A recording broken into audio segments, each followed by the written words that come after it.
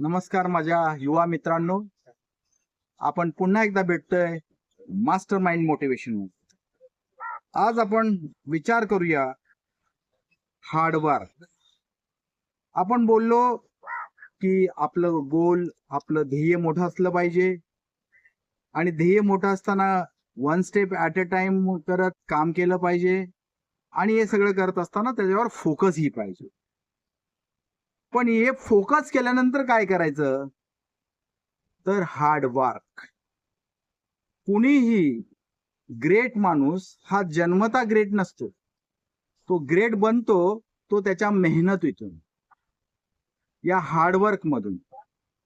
जेवढी मेहनत घ्याल तेवढे तुम्ही स्वतःला बनवत जाल. बनवत म्हणजे काय, तयार करत जाल, एक्सपर्ट बनत जाल.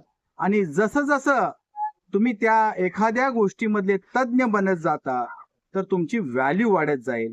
व्हॅल्यू वाढत गेली की तुमच्याकडे लोक येतील, तुम्हाला लोकांकडे जावं लागणार नाही आणि हीच यशाची पहिली पायरी असेल. त्यासाठी ऑल द बेस्ट.